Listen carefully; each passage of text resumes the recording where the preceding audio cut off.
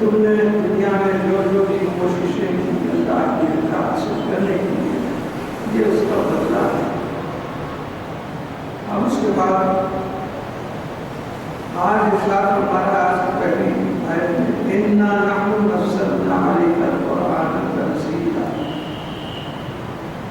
بے شک ہم نے نازل کیا اتارا تمہارے اوپر قرآن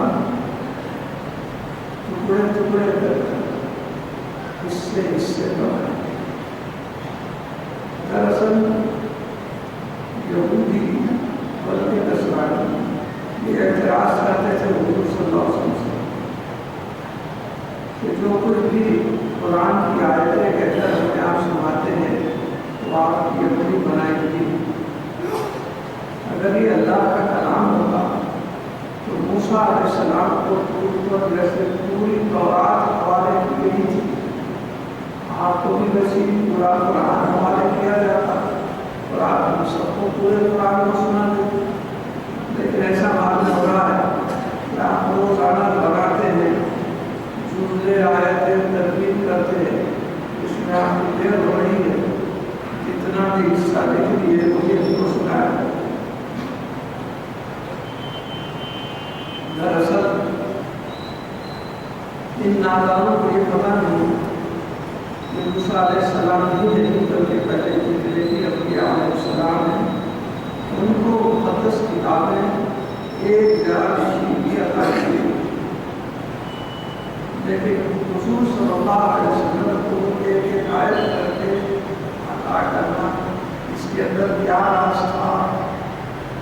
پہلا راز یہ تھا کہ دوسرے انبیاء علیہ السلام سے جیسے حضور ہر بات میں نادر ہے، بے مثال ہے، بے نظیر ہے، لہٰذا اس میں بھی اگر سب کی طرح ایک ساتھ قرآن دے دیا جاتا تو پھر آپ میں اور ان میں کسی قسم کا امتیاز نہیں ہوتا تھا، کوئی شان ظاہر نہیں ہوتی تھی. تو اللہ تعالیٰ نے پہلے تو اس کو ٹکڑے آیت حاصل کرنے میں یہ مصلحت رکھی کہ دوسرے انبیاء سے سرکار کو فضیلت اور امتیاز حاصل ہو جائے. اس لیے دوسری بات یہ ہے کہ سرکار دو عالم صلی اللہ علیہ وسلم کے پورے حیات مبارکہ قرآن کی تفسیر جیسے آپ کے پردہ فرمانے کے بعد کوئی عائشہ رضی اللہ تعالیٰ عنہ سے بیان کیا کہ سرکار کے حالات کیسے تھے، ملاقات کس قسم کے تھے. تو بیوی نے ایک چھوٹا سا لکھا کانا خلق قرآن آپ کے اخلاق آپ کے آداب بالکل قرآن پر بہتر تھے یا آج کل کی الیکٹرانک زبان میں دیکھیں. دراصل قرآن پاک کی آیتیں کیا ہے، یہ آڈیو کیسٹ ہے اور اسی کو تصویر میں تبدیل کیا جائے تو ویڈیو کیسٹ حضور کی ادا ہے. سرکار دو عالم صلی اللہ علیہ وسلم کی ایک ایک ادا ایک ایک قرآن کی آیت کی تفسیر. اسی لیے اللہ تعالیٰ نے آپ کی ایک ایک ادا کو ہر موقع اس کے احکام کے ساتھ ایک آیت نازل فرمائی. اور پھر کہا یہ کہ پہلے کے انبیاء کو اللہ تعالیٰ نے پہلے ہی حکم دیا کہ تم خدا مقام پر آؤ ہماری کتاب کی جائے گی. لیکن اپنے حبیب کو آپ نے کبھی بلایا نہیں چاہتا بلکہ اللہ تعالیٰ کے حبیب جہاں جہاں جا رہے تھے قرآن میں وہیں جا کے نازل ہوا. رسول محمد صلی اللہ علیہ وسلم غار حرا میں تھے تو غار حرا میں قرآن نازل ہوا. مکے کی گلیوں میں جا رہے تو قرآن وہاں نازل ہوا. ہجرت کرنے سے بیشتر غار ثور میں صدیق اکبر رضی اللہ تعالیٰ عنہ کے ساتھ میں قرآن وہاں نازل ہوا. مدینہ منورہ میں پہنچے تو وہاں کی گلیوں میں سڑکوں پر نازل ہو رہا ہے. بی بی عائشہ رضی اللہ تعالیٰ عنہ کے بستر پر آرام فرما رہے ہیں قرآن وہاں نازل ہو رہا ہے. حجۃ الوداع کے موقع پر آپ عرفات کے میدان میں ہیں جبل رحمت پر قرآن نازل ہو رہا ہے. جہاں جہاں صاحب قرآن ہے وہاں قرآن نازل ہو رہا ہے. تو یہ فضیلت یہ عظمت کسی دوسرے پیغمبر کو نہیں تھی بلکہ پیغمبر کو اس کتاب کے دینے کے لیے بتایا گیا تھا. مگر صاحب قرآن جہاں ہے قرآن وہی آ رہا ہے. یہ عظمت یہ فضیلت حضور صلی اللہ علیہ وسلم. اور دوسری چیز یہ کہ حضور کی حیات مبارکہ میں جب تک کبھی بھی کسی حکم کی احکام کی ضرورت ہوتی تو اللہ تعالیٰ ان احکام کو لے کر جبریل علیہ السلام کے ذریعے بھیجتا. مثال کے طور پر بی بی خدیجہ رضی اللہ تعالیٰ عنہ آپ کی زوج محترمہ، آپ کا وصال جب ہوا، آپ کا انتقال جب ہوا تو آپ کے لیے نماز جنازہ نہیں پڑھی، لیکن اس کے بعد کی ازواج مطہرات کے انتقال کو نماز جنازہ پڑھی گئی. وجہ کیا ہے کہ بی بی خدیجہ رضی اللہ تعالیٰ عنہ کے وفات کے وقت نماز جنازہ پڑھنے کی آیت یا اس کے احکام نازل نہیں ہوئے تھے، اور دوسرے ازواج کے وقت اللہ نے نازل فرما دیے تھے، اس لیے اس وقت نماز جنازہ نہیں پڑھے. اس وقت نماز جنازہ 17 مہینے تک حضور صلی اللہ علیہ وسلم پچھلے پیغمبروں کی طرح بیت المقدس کو اپنا قبلہ بنائے ہوئے نمازیں پڑھتے تھے، لیکن آج کے دن میں بڑی آفت تھی. آج میرے دادا حضرت ابراہیم علیہ السلام نے اپنے ہاتھوں سے کیا ہے وہ میرا قبلہ ہو جائے. حضور صلی اللہ علیہ وسلم بعض وقت سر مبارک اٹھا کے کہتے تھے کیا جبریل علیہ السلام کو یہ قبلہ کے لیے آیت لا رہے ہیں؟ چنانچہ آیت نازل ہوئی، قد نرا تقلبک، اے ہمارے حبیب ہم دیکھتے جا رہے تھے کہ آپ کیسے سر اقدس کو اٹھا کر دیکھ رہے ہیں. لیجیے اب آپ کی جیسی مرضی ہے، آپ کی جیسی خوشنودی ہے، ہم آج آپ کے قبلے کو بدل دیتے ہیں. اب تک جو قبلہ تھا اس کے بجائے آپ کے دادا کے قبلے کی طرف وہ اپنا روئے مبارک کر کے نماز پڑھی. مدینہ منورہ میں آپ کی مسجد قبلتین گواہ، اس میں ایک ہی نماز میں سرکار نے 2 قبلوں کے طرف منہ کر کے نماز پڑھا. پہلے تو بیت المقدس کی طرف منہ کر کے نماز پڑھ رہے تھے. نماز کے دوران ہی اللہ تعالیٰ نے اپنے حبیب کی اس مرضی کو انتظار کرنے کی بھی آپ کو توانائی نہیں دیا، موقع نہیں دیا. اللہ تعالیٰ نے نماز کے اندر ہی آیت نازل فرمائی کہ سرکار کو اے ہمارے حبیب آپ قبلہ بدل گیا ہے، آپ کی جیسی مرضی ہے آپ اس طرح.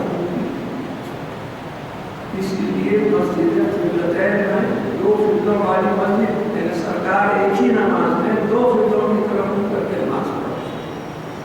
تو یہ سب عظمتیں حضور صلی اللہ علیہ وسلم کو دینے کا مطلب یہ تھا کہ قرآن کے اندر جیسی جیسی تبدیلیاں سرکار کی حیات مبارکہ میں ہوئی ہیں تو قرآن کے اندر بھی ہوتی چلی جائیں. اور سب سے بڑھ کر بات یہ ہے کہ پہلے انبیاء علیہ السلام کی شریعتیں تھیں، چنانچہ تورات، انجیل، یہ تمام زبور وغیرہ کے مذہبی قانون کی ہی تو کتابیں تھیں.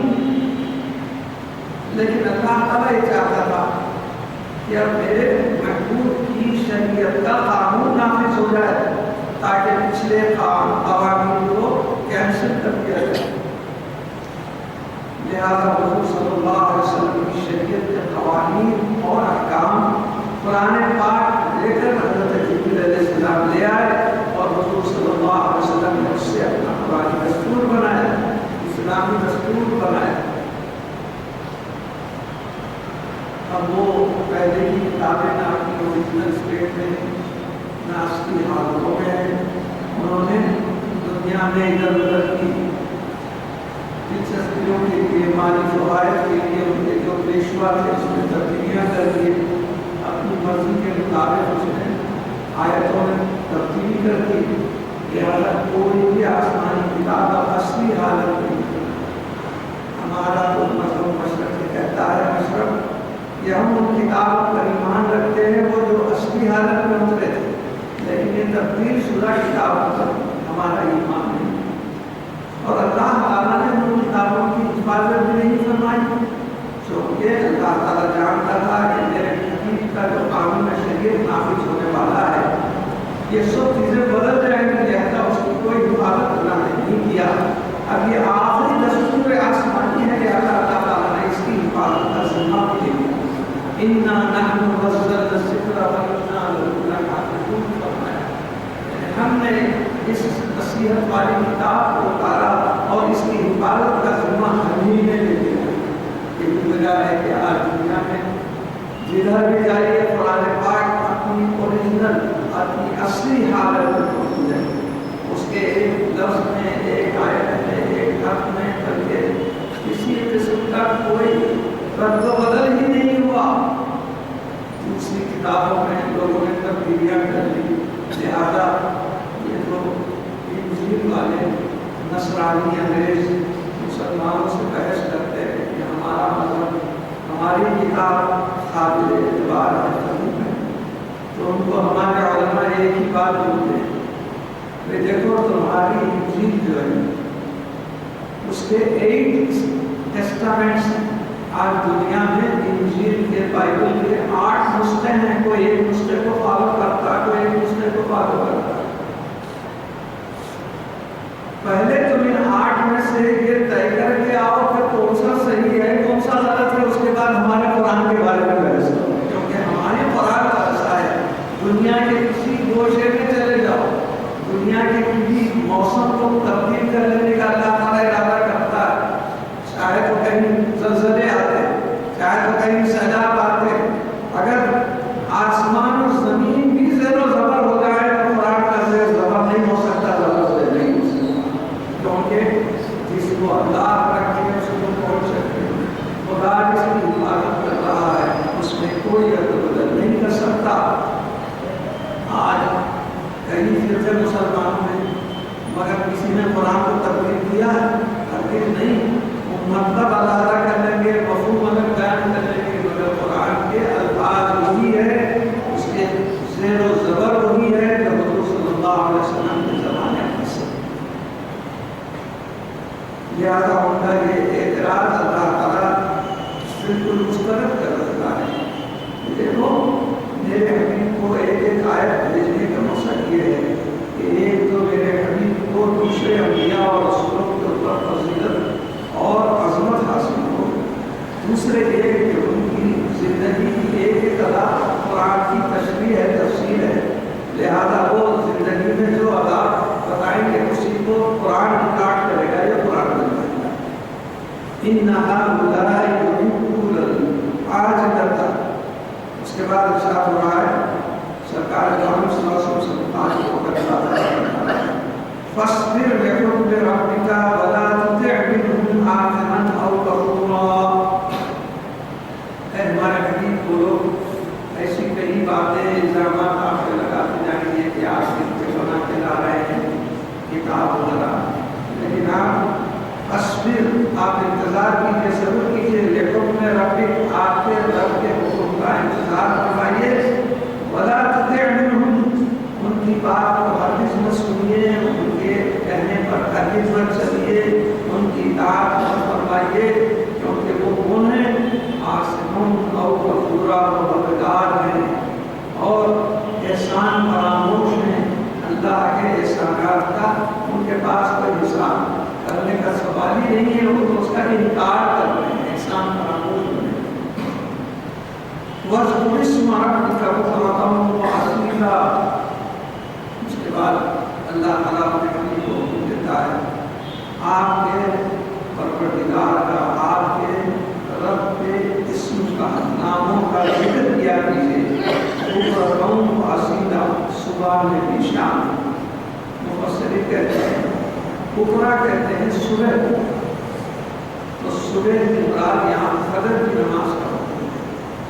اس کے بعد فرمایا وہ اصیلا، اصیل کہتے ہیں زوال آفتاب سے غروب آفتاب تک جتنا پیریڈ کرتا ہے، ٹائم کرتا ہے، اس کو اصیل کہتے ہیں۔ تو اس میں ظہر اور عصر دونوں آ جاتے ہیں۔ یہاں 5 نمازوں کا اللہ تعالیٰ نے وقت کے لحاظ سے حکم دیا ہے، ایک تو اصیلا فرمایا کہ صبح کی نماز ہوگی، تو بکرتم کہا صبح کی نماز، اصیلا جب کہا تو ظہر اور عصر دونوں آ گئے، کیونکہ زوال آفتاب سے غروب آفتاب کے وقت کو اصیل کہتے ہیں۔ وَمِنَ اللَّيْلِ، اب اس کے بعد یہ 3 نمازیں تو ہو گئی، مزید 2 نمازوں کی ضرورت ہے۔ مِنَ اللَّيْلِ، اور رات میں غروب آفتاب کا، اس سے مراد مغرب کی نماز اور عشاء کی۔ آگے فرماتا ہے فَاسْجُدْ لَهُ، اور اللہ تعالیٰ کی سجدہ ہو جائیے، سجدہ کیجیے، وَسَبِّحْهُ لَيْلًا طَوِيلًا، اور اس کی پاکیزگی رات کے بڑے حصے میں بیان کرنا مفسرین کہتے ہیں یہ تہجد کی طرف اشارہ ہے کہ جب اللہ تعالیٰ رات ذرا زیادہ حصہ گزر جائے گا تو اس وقت آپ سبحن طویلا لیلاً طویلا رات کے زیادہ حصے میں پھر اس کی تسبیح بیان کیجیے۔ اس طرح اس آیت کے اندر فجر، ظہر، عصر، مغرب، عشاء اور تہجد ایسے 6 نمازوں کا اس میں ذکر فرمایا ہے، جس میں سے 5 نمازیں فجر، ظہر، عصر اور عشاء ہم سب لوگوں پر فرض ہے، ارکان اسلام میں شامل ہے، لیکن تہجد کی نماز فرض نہیں ہے بلکہ حضور صلی اللہ علیہ وسلم سے مخاطب اللہ تعالیٰ نے فرمایا، لہذا حضور صلی اللہ علیہ وسلم اس کا بڑا اہتمام کرتے تھے، جیسے فرض نماز پڑھتے ہیں ویسے اس کو بھی فرض کے جیسے پڑھتے تھے، لیکن آپ نے اپنے امت کو اس کی تاکید کی کہ تم رات کے وقت تہجد میں ضرور نماز پڑھو، وہ نماز کا وقت ایسا ہے کہ تمہاری نہ صرف دعائیں اور تسبیح قبول ہوتی ہے بلکہ اس کے ساتھ تم سے کسی قسم کی ریاکارانہ مظاہرہ نہیں ہو سکتا۔ ریاکاری جس کو کہتے ہیں، مثلاً ہم مسجد میں نماز پڑھ رہے ہیں اور ہمارے دل میں خیال آتا ہے تو میں نماز پڑھوں، میں کیسی نماز پڑھوں تو لوگ بھی دیکھ رہے ہوں گے، میں زیادہ دیر کا سجدہ کر رہا ہوں، میں رکوع کرتے وقت بڑے اہتمام سے کرتا ہوں، یہ دیکھ کر میری تعریف کرتے ہوں گے، شیطان بہکا کر میری تعریف کرتے ہوئے دیکھو کیسا تمیز سے کیا کرتے، تو یہ سب ریاکاری کا ہے، دکھاوا، نمائش۔ حضور فرماتے ہیں تہجد کی نماز ایسی ہے کہ اس وقت کوئی تیسری آنکھ آپ کے حرکات و سکنات کو دیکھتی ہی نہیں، آپ ہیں اور پروردگار کی ذات، اللہ تعالیٰ آپ کی حرکات کو دیکھ رہا ہے، لہذا ہمارا ریاکاری، دکھاوا، نمائش کا کوئی سوال ہی پیدا نہیں ہوتا، بلکہ اللہ تعالیٰ سے خوشو و خضوع کے ساتھ عبادت کرنے میں بڑا لطف آتا ہے، اور وہ وقت بھی ایسا ہوتا ہے، آپ جانتے ہیں تہجد کی نماز کے وقت کہیں تو پرندے پکارنا شروع کرتے ہیں، کہیں تو جانور اٹھ جاتے ہیں، ہم ہی انسان ناشکر ہیں تو سوچتے رہتے ہیں، مگر اللہ تعالیٰ نے جو مخلوقات پیدا کی ہیں ہر ایک ان میں خود قرآن شریف میں فرماتا ہے ہر ایک تسبیح کرتا ہے، یہاں تک کہ پرندے بھی تسبیح کرتے ہیں، جھاڑوں کا ایک ایک پتا بھی اللہ کی تسبیح کرتا ہے، پتھر بھی اللہ کی تسبیح کرتا ہے، تو یہ تسبیح ساری مخلوقات کی طرف سے ہوتی ہے، لیکن ایک ناشکرا ہے جو انسان ہے اس وقت جب اللہ کی تسبیح کرنا چاہیے، اس کی عبادت کرنی چاہیے، اس وقت ہم سو رہے ہیں۔ فرمایا کہ یہ دراصل 5 وقت کی نمازوں کا اس کے اندر ذکر فرما دیا۔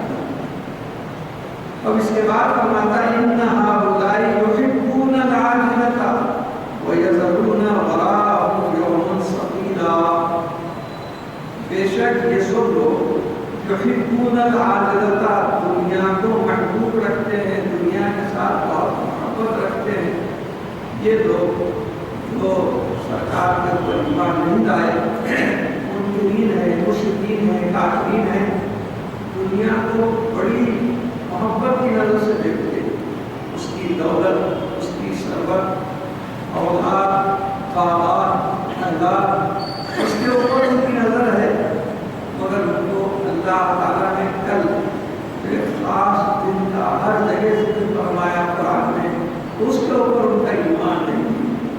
وَيَذَرُونَ وَرَاءَهُمْ يَوْمًا ثَقِيلًا، اور ایک بہت ہی بھاری دن جو آنے والا ہے اس کو پس پش ڈال دیتے ہیں، اس کو پس پش ڈال دیتے ہیں، مگر اس پر یقین ہی نہیں کرتے، اس پر ایمان ہی نہیں کرتے، چونکہ وہ لوگ قیامت کے دن کے اوپر ایمان ہی نہیں لاتے، تو اللہ تعالیٰ اس پر مرا ہے۔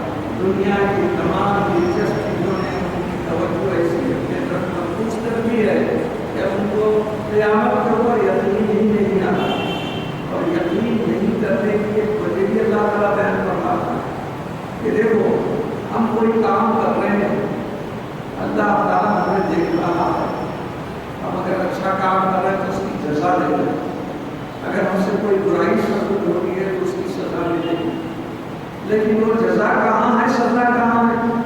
دنیا میں تو نہیں مل رہی، لہذا آخرت میں ملے گی۔ تو آخرت اس کو کہتے ہیں قیامت آنے کے بعد جو زمانہ شروع ہوگا وہ آخرت کہلائے گا۔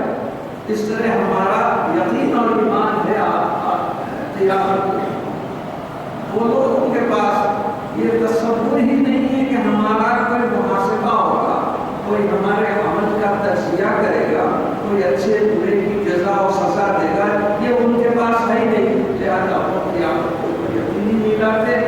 جو دل میں عقائد کرتے ہیں، دنیا بھر کے گناہوں میں آلودہ رہتے ہیں اور اللہ اور اللہ کے رسول کا انکار کرتے ہیں، اور اگر کوئی اللہ کے قائل بھی ہو گئے تو رسول پر ایمان نہیں لاتے اور یوم قیامت کی ایمان۔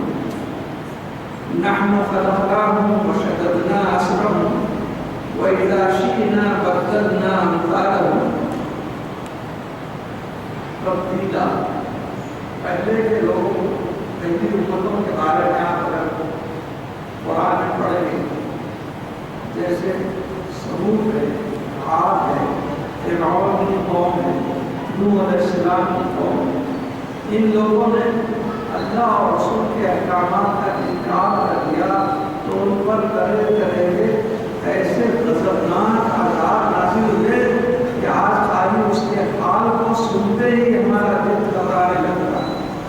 چنانچہ بعض حفاظ کرام جو عربی سے واقف ہیں، جب تراویح سناتے ہیں رمضان المبارک میں، تو ان عذاب کی جب آیتیں آتی ہیں تو رونا شروع کر دیتے ہیں۔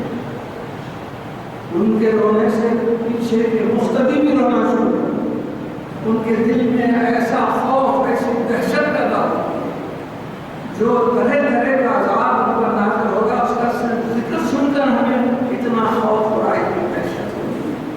تو اللہ تعالیٰ فرماتا ہے وَإِذَا شِئْنَا، تم لوگ اتنی حرکتیں کر رہے ہیں، اگر ہم چاہیں تو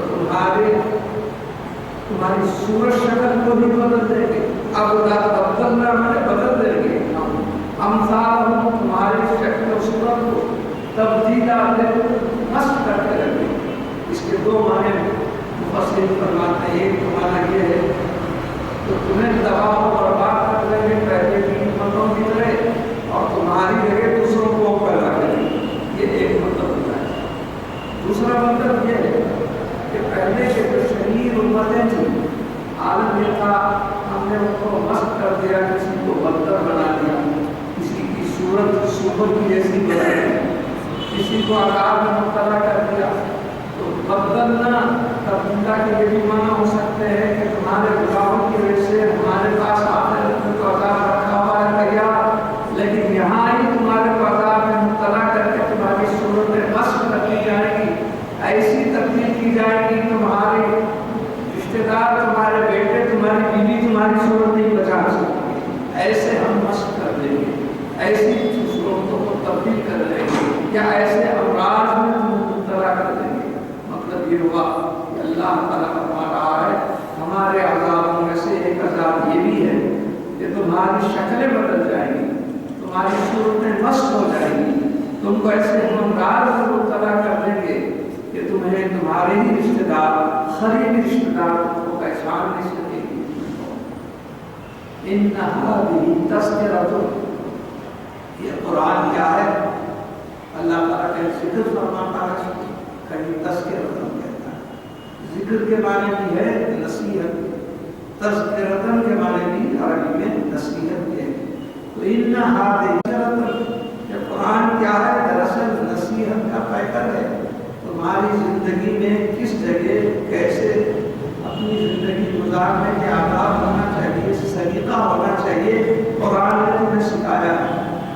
باپ کے ساتھ کیسے رہنا، ماں کے ساتھ کیسے رہنا، اللہ کی شان کیسے بیان کرنا، رسول پاک کا کیسے احترام کرنا۔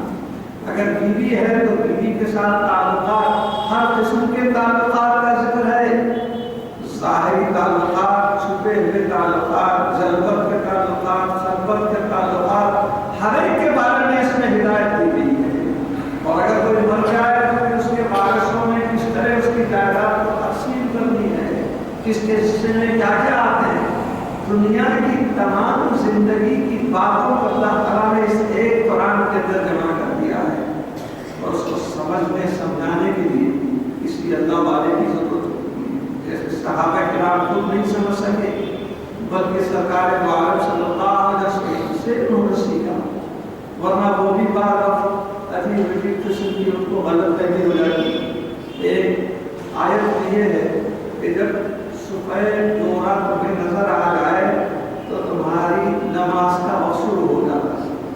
تو ایک صحابی کیا کہ ایک سفید دھاگے کا ڈورا اپنے تکیے کے نیچے شاید آ جائے، کالا ڈورا رکھ دیا انہوں نے، کالا ڈورا سفید ہو جائے تو بار بار تکیہ اٹھا کے دیکھ رہے ہیں کہ وہ کالا ہی ہے، سفید نہیں ہو رہا۔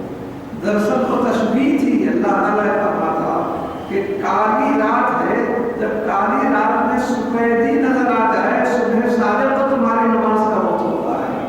حضور صلی اللہ علیہ وسلم مسکرائے، ان صحابی سے فرمانے لگے نہیں، اس کا مطلب یہ نہیں کالی ڈوری تمہارے تکیے کے نیچے جا کے سفید ہو جائے، نہیں، بلکہ رات کی جو سیاہی ہے وہ نور کے اندر تبدیل ہو جائے، اس میں روشنی کی کرنیں آ جائیں۔ اللہ نے یہ بیان فرمایا۔ تو بہت سے قرآن کے ایسے واقعات ہیں۔ آج کل تو قرآن کے تفسیر میں جیسے آئے ویسے ترجمے کر دیے جا رہے ہیں، ویسے ویسی تفسیر کر دے رہے ہیں، لوگوں کو گمراہ کرتے رہے، کہتے ہیں کہ بھائی اللہ تعالیٰ نے فرمایا لقد یسرنا القرآن، اللہ تعالیٰ نے فرمایا قرآن کو ہم نے بہت آسان کر دیا، مگر سمجھنے کے لیے نہیں، قرآن پڑھنے کے لیے آسان، سمجھنے کے لیے کوئی قرآن جاننے والے کے پاس ہی جانا لازمی ہے، اس کے سامنے ضابطۂ ادب طے کرنا لازمی ہے، اور کسی کو تو ترجمے کا سلیقہ بھی نہیں۔ ایسے ترجمے کر رہے ہیں جیسے انگریزی میں اکثر مثال دی جاتی ہے، جب کوئی شخص بہت خوش ہو جاتا ہے بولتا میرا دل باغ باغ ہو گیا، بہت خوش ہو گیا، ایک صاحب اس کا انگلش ترجمہ فرمانے لگے، my heart became garden garden. اب بھلا بتائیے کوئی ترجمہ ہے؟ ایسے ترجمے قرآن کے نکل رہے ہیں، جس کا مطلب کچھ، جس کا مفہوم کچھ، اصل کچھ ہے، نقل کچھ ہے۔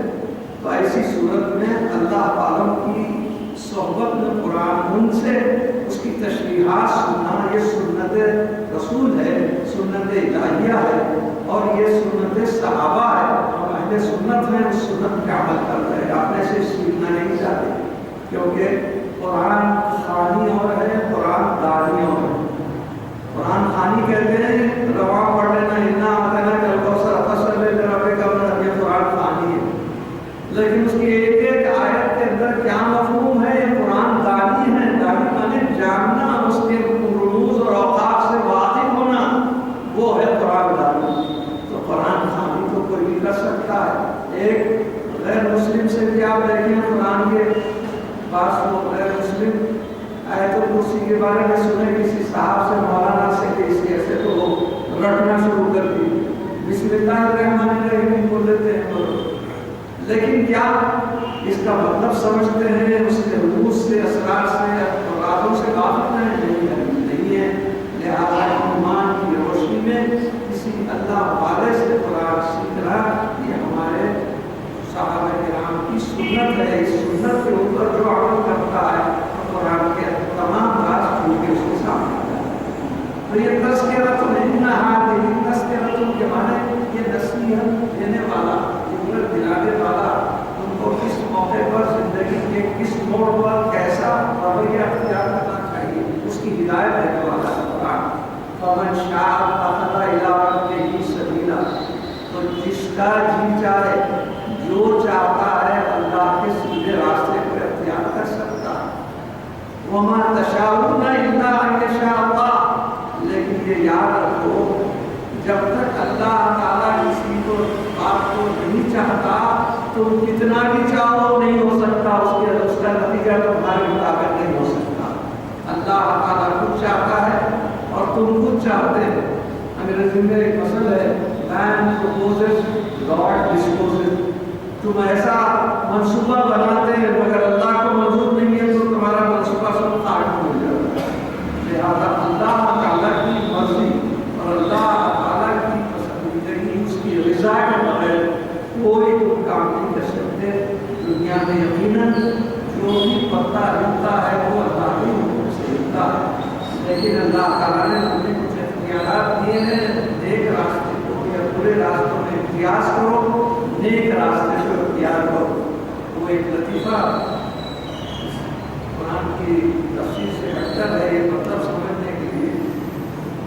एक साहब ने किताब में लिखा कि बाप सेबों का बाप, सेबों के बाप में जब सबरा खुद तेजी से आ गया तो एक निगरान था, उसका वाचमन कई जगह नींद में सो रहा था। मौका देख के एक लड़का अंदर दाखिल होके उसके ऊपर भी चढ़ गया और उसके बाद दो थैलियां लाया था, एक सेब निकालते जा रहा है और अपने लिए भी डाल रहा है। उसकी आवाज आई तो फौरी उठ गया।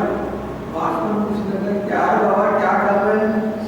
तो कुछ नहीं है अंकल, सेबों को तोड़ रहा हूँ, अपने पास आ रहा हूँ। तो मुझे सेब तुम्हारे में देखिए, अल्लाह के हुक्म के बगैर कोई चीज नहीं होती। अल्लाह का हुक्म है, उसकी तामीर कर रहा हूँ। उससे मैं आया, फौज का रिटायर्ड था, इंतजार करा कि लड़का नीचे कब उतरता। उतरने के बाद अपना फौजी जूता निकाल के उसके सिर के ऊपर चपत गाल के बरसने लगा। अरे ये क्या कर रहे हैं? ये भी अल्लाह के हुक्म से हो रहा है। तो अल्लाह के हुक्म से हर चीज तो होती है, मगर उसमें अल्लाह ने कुछ आपको इख्तियार दिया है। बुरी चीज कौन सी है, अच्छी चीज तो कौन सी है, इख्तियार कितना है, कितने मुख्तार हैं, कितने मजबूर हैं, ये अल्लाह ताला ने दोनों किस्म के तुम्हें आज़ादियाँ अता फरमाई हैं। अस्करी शेर खुदा अल्लाह ताला के सामने आके किसी के कहा, देखिए साहब इधर से आके बोल रहे हैं कि हम बिल्कुल मजबूर हैं, हमारे हाथ में कुछ भी नहीं है। और दूसरे साहब आके बोल रहे हैं नहीं, किसी की मजबूरी नहीं, तुम मुख्तार है, जो चाहे कर सकते हैं। अस्करी शेर खुदा अल्लाह ताला बड़े फरीस, बड़े अक्लमंद। आपने कहा तुमको प्रैक्टिकली इसका हल जवाब बताओ। सामने मेरे आगे खड़े रहो, खड़े रहो। कहा कि पाँव उठाओ, दूसरा पाँव उठाओ। मैं कैसा होगा, उठाते नीचे धड़म से गिर जाऊंगा। तो बोले देखो कि एक पैर तुम उठाए तुम्हारा इख्तियार है, और दो पैर तुम नहीं उठा सकते, यहाँ तुम मजबूर है। अल्लाह ताला ने तुम्हें थोड़ा इख्तियार भी दिया है और मजबूर भी किया है। लिहाजा अल्लाह ताला जितना इख्तियार दिया है उसी इख्तियार को संभालो, उसी को इस्तेमाल करो। कौन सा नेक रास्ता है, कौन सा बुरा रास्ता है, इसको समझने का अल्लाह ताला ने इख्तियार दिया है। जब आप नेक रास्ता इख्तियार करेंगे उसका अंजाम भी नेक ही होगा, और जब बुरे रास्ते को इख्तियार करेंगे तो उसका अंजाम वमा तशाऊन इल्ला अन यशा अल्लाह। अल्लाह ताला जो चाहता है तो वैसा नहीं करता। इन्नल्लाह काना अलीमन हकीमा, बेशक अल्लाह ताला हर चीज से वाकिफ है, तुम्हारी बात की खबर रखता है। और हकीमा उसकी एक एक चीज में, एक एक हुक्म में मसलहत रखी है। अल्लाह ताला ने जो अहकाम दिए हैं उसमें भी मसलहत रखी है, शरीयत के एक एक हुक्म में मसलहत रखी। मिसाल के तौर पर देखिए, नमाज पढ़ने से पहले हमको वुज़ू करना है। किसी साहब ने कहा वुज़ू के अंदर हमारे को एक काम दिए हैं कि हाथ धोना, नाक में पानी डालना, कुली करना, या फिर क्या है, क्या बगैर इसके नमाज नहीं हो सकती क्या? तो किसी अल्लाह वाले ने कहा देखो इसकी एक एक चीज में अल्लाह ने हिम्मत रखी। फर्ज करो कि तुम घर पर नहीं है बल्कि जंगल में रास्ते में जा रहे हैं, और वुज़ू करने के लिए पानी तो दस्तयाब है, मगर वो पानी कैसा है, क्या है, वो कैसे मालूम? शरीयत में अगर पानी में कोई चीज गिर जाए तो उसका रंग भी खराब हो जाता, मज़ा भी खराब हो जाता, उसमें मुँह पैदा हो जाती है, कोई जानवर वगैरह। अल्लाह ताला ने तुम्हें ये तीन चीजों से किसी चीज की माहियत को समझने का एक अख्तियार अता किया। वो कौन सा है? रंग, रूप, मज़ा, कलर, ऑर्डर, टेस्ट। तीन चीजों से ये किसी चीज को मालूम करते हैं। केमिस्ट्री के अंदर भी आप देखेंगे तीन चीजों से किसी चीज को मालूम किया जाता है। तो फरमाया अल्लाह ताला की ये हिम्मत है कि जब तुम हाथ में लो तो तुमको पानी का रंग मालूम हो जाएगा, और उसके बाद आप मुंह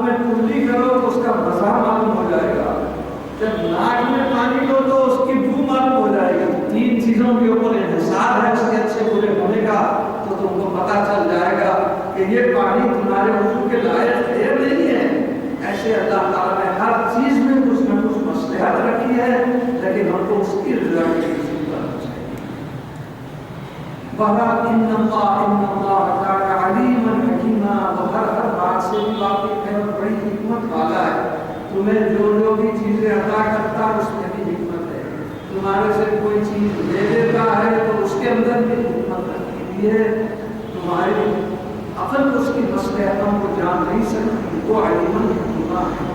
یدخل من یشاء فی رحمتہ، اس کا جی جس کو چاہے اس کو اپنے رحمت میں داخل کر دیتا ہے۔ رحمت ایسی چیز ہے کہ دنیا بھی اچھی ہو جاتی ہے، آخرت بھی، تو اپنی رحمت میں داخل کرنے کا اس کو اختیار ہے۔ جو بندے کی ایک ادا پسند آ کے اس کو اپنے رحمت میں داخل کر دیتا ہے۔ میں نے یہ بات پہلے کہی آپ سے کہ جب گناہ صادر ہوتے ہیں کسی بندے سے، اللہ تعالیٰ سے گناہوں کی معافی کے لیے جب رجوع ہوتا ہے بندہ توبہ کرنے کے لیے، تو اس کے 3 اسٹیجز، ایک تو یہ اسٹیج ہے جو غلطی کیا اللہ تعالیٰ سے پوچھ کر مغفرت کی دعا کرے تو اللہ تعالیٰ اس غلطی کو معاف کر دے، یہ پہلا اسٹیج۔ دوسرا اسٹیج یہ ہے کہ عدالت پسند آئی تو آج جو پوچھ رہا ہے اسی کی معافی نہیں، بلکہ جتنے بھی تو نے اب تک غلطیاں کی ہیں، گناہ کیے، ان سب کو ہم نے معاف کر دیا، یہ اس کی رحمت کا دوسرا اسٹیج ہے۔ اور تیسرا اسٹیج کیا ہے؟ جب اور مہربان ہو جاتا ہے بندے پر تو فرماتا ہے آج تک تو نے جتنے 1000 غلطیاں کی ہیں، ہم اپنی قدرت سے، رحمت سے اس کو نیکیوں میں تبدیل کر دیتے ہیں۔ تو یہ اللہ تعالیٰ کی رحمت کا فیضان ہے، جو جیسا چاہتا ہے اللہ تعالیٰ اس کو ویسا ہی عطا فرماتا ہے۔ لہذا یدخل من یشاء فی رحمتہ، جس کو چاہتا ہے وہ اپنے رحمت میں داخل کرتا ہے۔ والظالمین، اور جو ظالم ہیں، جو کفار ہیں، مشرکین ہیں، اپنے نفس پر بھی ظلم کرتے ہیں، دوسروں پر بھی ظلم کرتے ہیں، اعد لهم عذابا الیما، ان کے لیے بڑا دردناک عذاب تیار رکھا ہے۔ اللہ تعالیٰ دنیا میں بھی اور آخرت میں بھی ان کا بدلہ انتقام دے گا، اور ان پر طرح طرح کے عذاب سے اللہ تعالیٰ بدلہ دے گا۔ یہاں پر سورہ دہر ختم ہو جاتا ہے، 76واں سورہ۔ انشاءاللہ آئندہ اسی میں سورہ مرسلات شروع ہے۔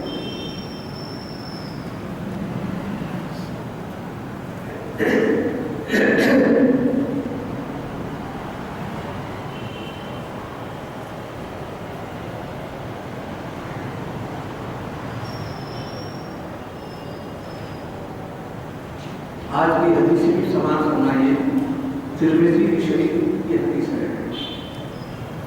عن ابی موسیٰ رضی اللہ تعالی عنہ قال قال رسول اللہ صلی اللہ علیہ وسلم، ترمذی شریف کی حدیث ہے، ابی موسیٰ اس کے راوی ہیں۔ سرکار فرماتے ہیں حرم لباس الحریر والذهب على ذكور أمتي وأحل على أناسها۔ سرکار کا ارشاد ہے کہ ریشم کا کپڑا پہننا اور چاندی کی چیزیں، زیورات وغیرہ پہننا ہم نے مردوں پر، میری امت کی مردوں پر حرام، یہ سب حرام ہے، لیکن احل حلال کر دیے گئے ہیں امت کی فوج۔ یہ دونوں میں فرق یہ بتایا کہ اللہ تعالیٰ مردوں پر بعض چیزیں حرام کرتی ہیں، عورتوں پر حلال کرتی ہیں۔ ایک تو ریشم کا کپڑا، دوسرے چاندی ہے، بلکہ چاندی کے ساتھ آپ سونا بھی لے سکتے ہیں، اس میں تو چاندی کا ذکر ہے۔ جب چاندی حرام ہے تو پھر سونا حلال کیسے ہو سکتا ہے؟ اکثر دیکھا گیا ہے کہ دولہے بارات کے ساتھ آتے ہیں، مسند پر بیٹھتے ہیں، تو ان کے ہاتھوں میں ایک ایک انگلی میں ایک سونے کی انگوٹھی۔ ایک سنت کام کر رہے وقت سونا پہننا جو حرام ہے، چاندی بھی نہیں، سونا وہ پہنے میں حرام کام کرتے ہوئے سنت کی کیسے تکلیف ہو سکتی ہے؟ لہذا مردوں پر سونا تو کچھ، چاندی بھی پہننا حرام ہے۔ البتہ حضور صلی اللہ علیہ وسلم نے کسی کے ہاتھ میں، صحابی کے ہاتھ میں جو لوہے کی یا تانبے کی یا پیتل کی تھی، تو آپ بہت خفا ہو گئے اور فرمانے لگے یہ تو شیطان کی علامت ہے، یہ تو خبیث چیز ہے۔ صحابی فوری نکال کے اس کو پھینک دیا۔ اس کے بعد آپ نے اجازت دی کہ اگر کوئی مشتری پہننا ہے تو چاندی کی پہن سکتے، اور چاندی کے مشتری کا وزن 3 ماہ سے خریدنا، صرف اسی وزن کی انگوٹھی پہنی جا سکتی ہے، مگر چاندی کے کہیں شیروانی کو یا اپنے قمیص کو بٹن لگائے جا رہے ہیں، کہیں گھڑی کا پٹا چاندی کا لگا ہوا گیا، یہ حرام کر دیا گیا ہے مردوں کو۔ عورتیں البتہ سونے کی چیزیں ان کی زینت کے لیے جائز ہے، وہ ریشم کا بھی کپڑا پہن سکتے ہیں۔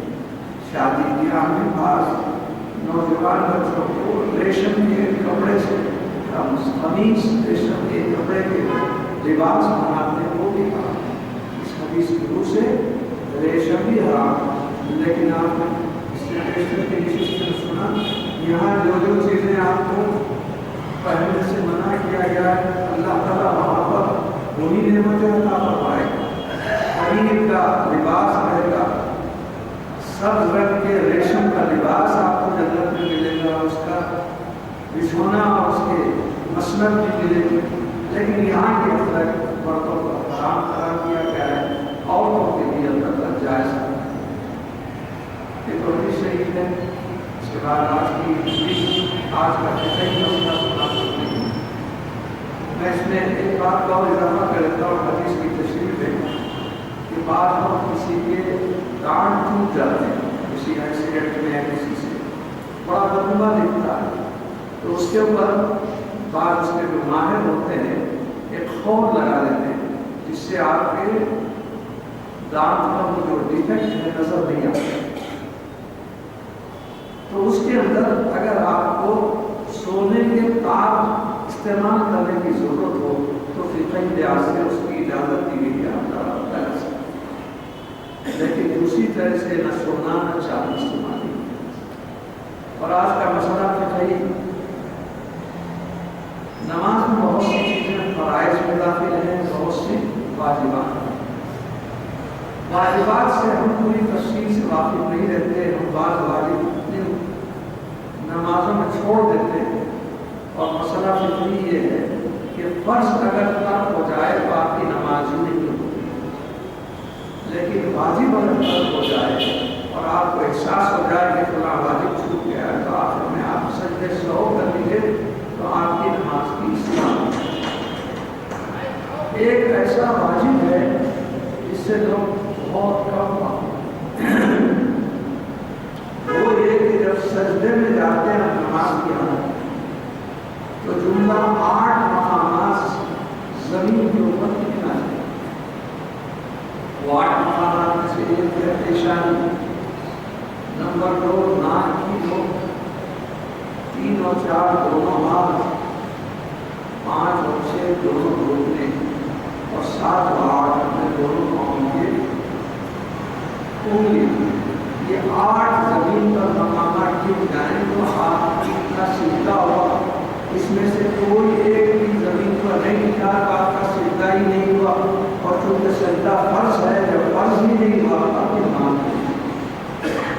لہٰذا آپ کو اگر احساس ہو جائے کہ میں نے سجدہ کرتے وقت کوئی ناک خالی تھی یا کچھ پیشانی نہیں لگی، پیشانی تو لگتی ہے، ناک بات لگتی بات نہیں لگتی، یا بات کو کرتے کیا ہے پیچھے سے پاؤں اٹھا لیتے ہیں، سجدے میں تو جاتے ہیں دونوں پاؤں ہوا میں مدد کر لیتے ہیں، ایک انگلی بھی نیچے ٹیکی نہیں دیتے، بلکہ بعض لوگ تو پاؤں سے کھیلتے ہیں سجدے کیا، ان کا سجدہ ہی نہیں ہوا، اور جب سجدہ نہیں ہوا تو ان کی نماز نہیں۔ تو اس کا ہمیشہ خیال رکھنا چاہیے کہ جب بھی ہم سجدے میں جا رہے تھے 8 مقامات زمین پر ٹک جائیں۔ بعض علماء کرام پیشانی اور ناک کو ایک ہی مقام تصور کرتے ہیں، کیونکہ یہ چہرہ اس طرح 7 مقامات بولتے ہیں، لیکن تفصیل میں جائیے تو ایک دو نظر کرتے تو 8 مقامات ہو جاتے ہیں۔ اور اگر آپ کو معلوم ہو گیا ہے کہ آپ کا سجدہ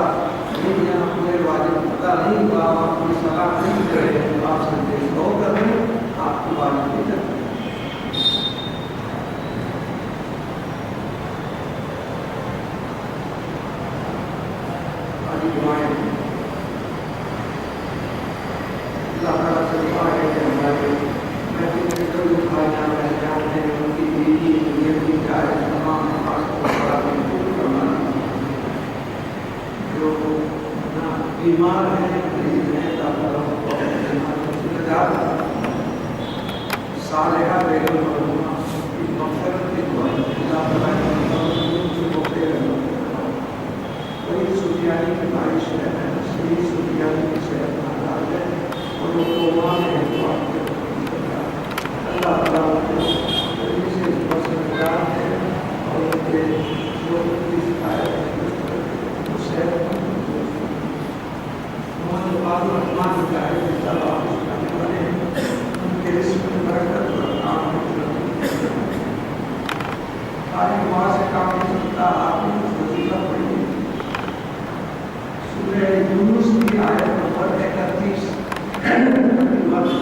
اب نماز کے بعد 5 پڑھنے پر آپ اللہ سے دعا کیجیے انشاءاللہ آپ کو اچھا روزگار اور آپ کام میں برکت محمد اشفاق الرحمان سجاد کے دکان کے امتحان میں کام ہے محمد اشفاق الرحمان سجاد ہی نہیں جتنے ہمارے بچے امتحانات دے رہے ہیں اللہ تعالیٰ کو اپنے امتحان اچھے درجے اعلیٰ بنا سکتا ہے ہماری اپنی صالحہ عزیز فاطمہ کی صحیح صحت کے لیے دعا کی وہ شک و شبہ میں سب پر بگڑتی ہے حضور صلی اللہ علیہ وسلم کا جو شجرہ سبز آپ کے والد سے لے کر آپ کے اس کے دادا حضرت عدنان یہ پورا شجرہ پڑھ کر کسی پر اگر دم کرے تو اس کے دماغی حالت خراب ہے رضوان اعظم فاطمہ کی شادی کے لیے دعا کیجیے اللہ تعالیٰ کی شادی کے لیے راستہ ہموار کرتے ہیں ہم جیسے بتاتے ہیں 22 پارے میں سورہ ممتحنہ جب پڑھنے کا تعلق ہو رہی تھی ان دنوں میں اس سے روزانہ 5 مرتبہ پڑھوائیے یا کم از کم 1 مرتبہ اللہ تعالیٰ سے دعا ہے ہمارے بھائیوں کی حاصل تکمیل فرما دے جو دعوت میں ہم کو سارے اولاد بنا جو اولاد والے جو اولاد میں ہدایت میں توفیق عطا فرما رب العالمین جو بے روزگار اولاد روزی اور جو اولاد روزی رکھتے ہیں اس کو خیر و برکت رب العالمین جن لوگوں کی بچے بغیر شادیوں کے گھروں میں بیٹھی ہوئی تو اپنے فرد و کرم سے ایسی محفلوں میں خیر سے ہوتی ہے بچیوں کی شادی کا انتظام کروانے اور جو فضلوں میں شروع ہیں اللہ تعالیٰ سب جو فضلوں میں گرفتار ہیں اللہ کو فضلوں سے شروع اللہ تعالیٰ جو سود لعنت میں گرفتار ہے اللہ تعالیٰ محفوظ کرے اور جو حضرات ہم سے پہلے جناب میں حاضر ہو چکے ہیں ان کے قبروں میں محفوظ ہو گئے ہیں آپ کا ہمارا خاطر وصلی اللہ علیہ سیدنا محمد وآلہ وصحبہ اجمعین